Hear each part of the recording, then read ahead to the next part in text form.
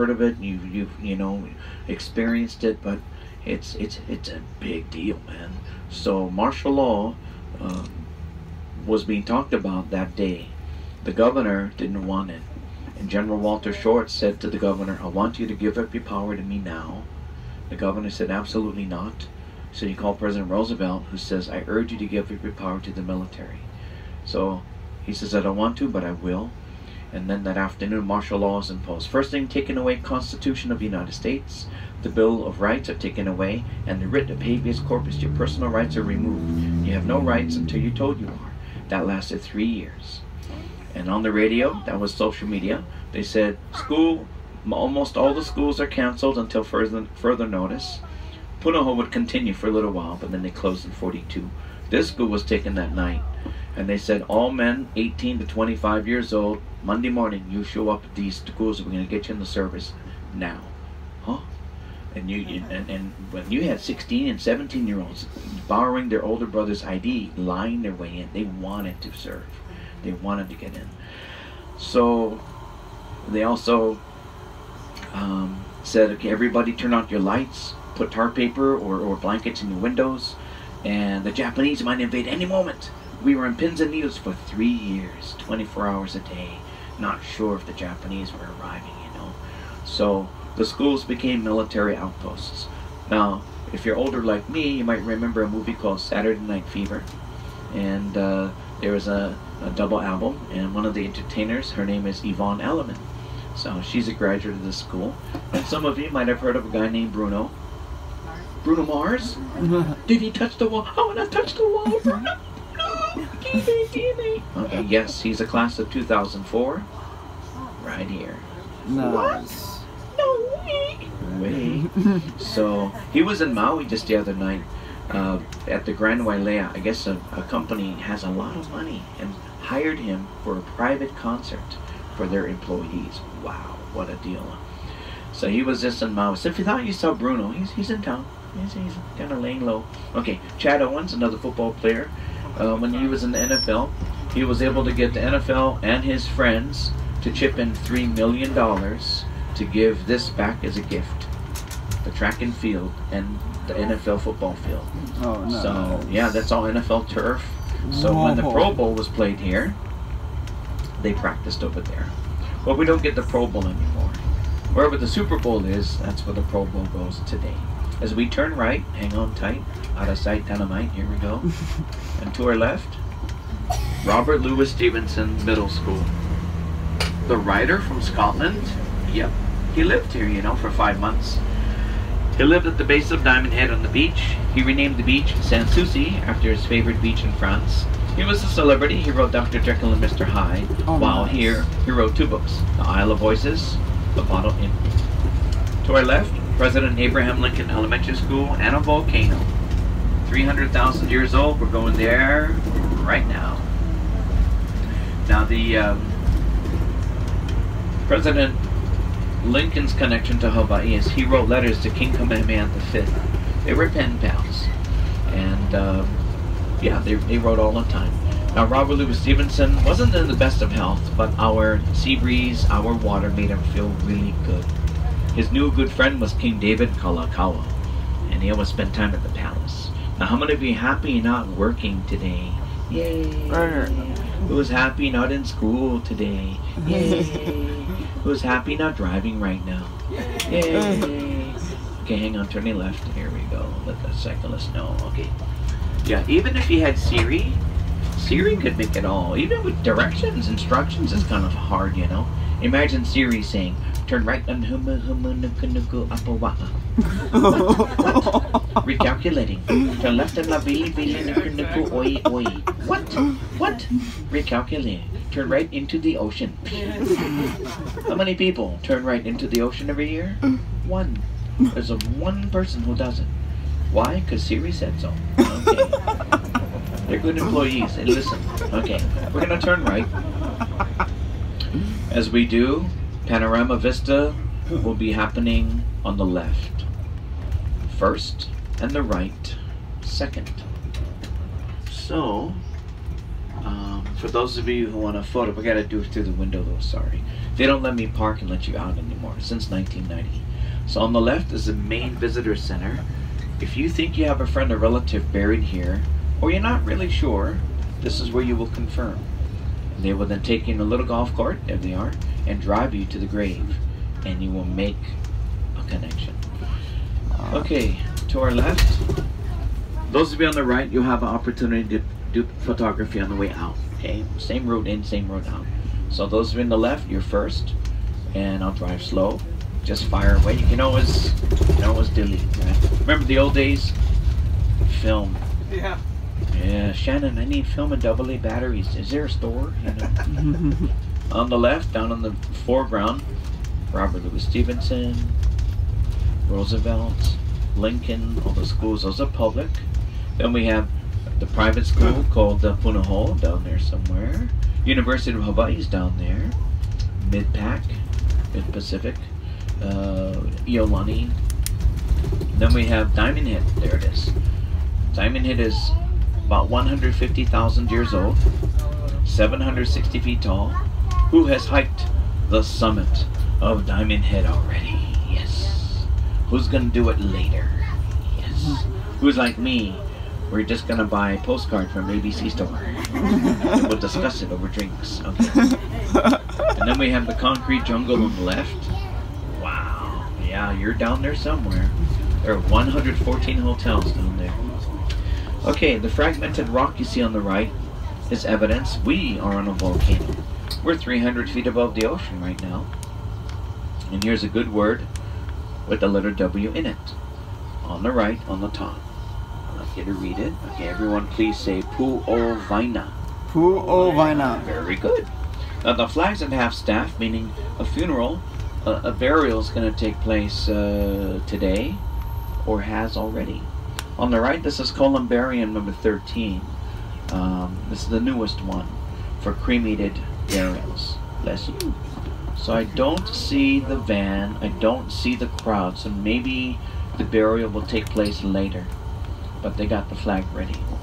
Alright, so as we drive slow, you can take photos through the window. They don't let me stop. Is this just for veterans? Yes, this is a cemetery for veterans.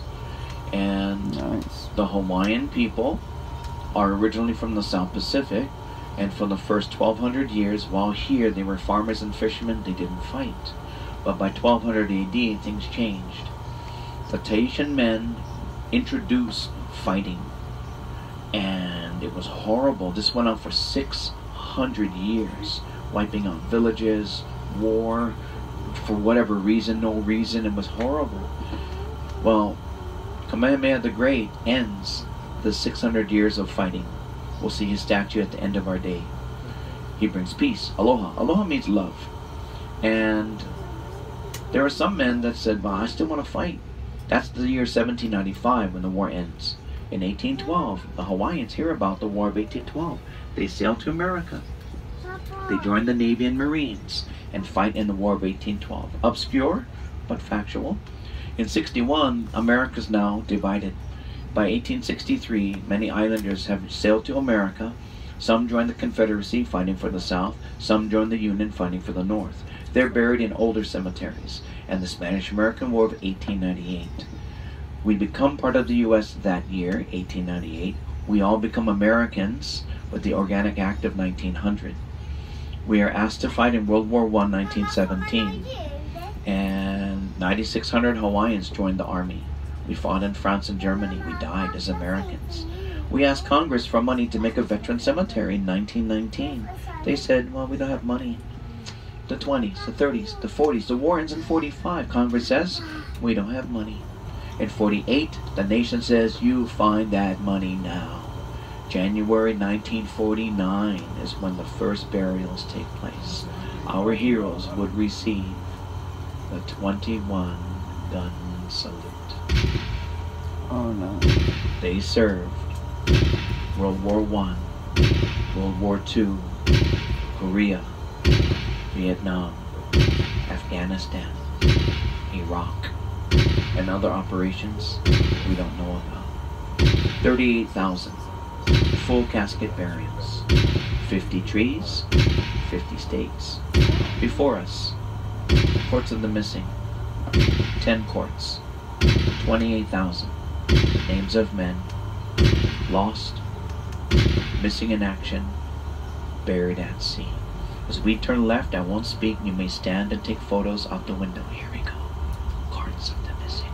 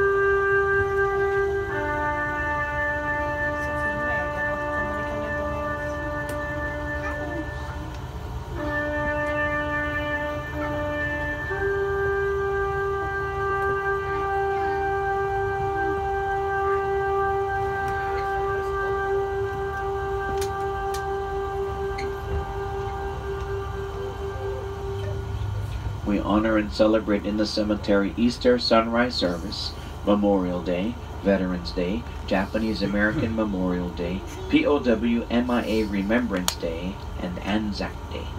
One of the few places outside of Australia and New Zealand to honor the Kiwis and Aussies who fought in Gallipoli, 1915. On the right, between two unknown soldiers, is Ernest Taylor Pyle, photojournalist Ernie Pyle. He called his buddies G.I. Joe. They called him the man with 9 lives. He died just 2 months before the war ended.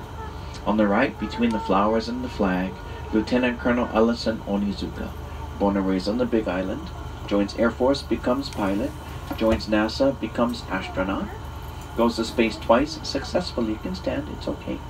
And he, unfortunately, on his 3rd mission, 33 years ago, and his crew perished in the Space Shuttle Challenger. Oh. So he was on the Challenger. Charles Lacey Beach is another Hawaii-born, he's a Punahou grad also, astronaut. He's buried here. Officially, the cemetery is full. We have a second one about 6 miles to our left over the mountain in Kaneohe.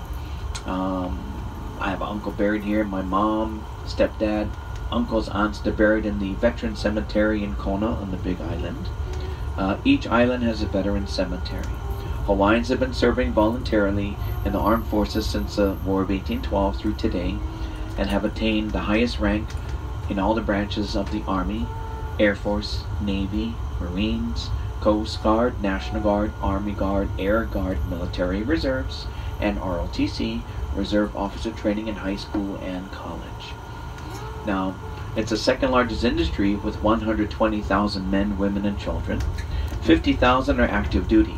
The spending last year into the economy, 12 with a B billion dollars, 12 billion.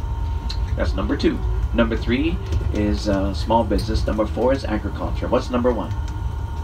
Tourism, that's right. So we'll get into that a little bit later. Tourism, number 1 industry. Right now, the view on the right. Ala Moana, Waikiki, Diamond Head, Snap Away. Wow. So we have some clouds. The trade winds are blowing steadily, which is what makes moisture. So as the wind gets stronger, it produces more moisture. So you see water vapor going by as clouds, but we will have some water falling on us. And you'll be holding your hands up going, is it raining? I don't know, you know. So there'll be super light stuff. But this afternoon, we might get some good stuff to make the rainbow. Yeah. So it's nice to see a rainbow every day. All right. So down on the right, Makiki.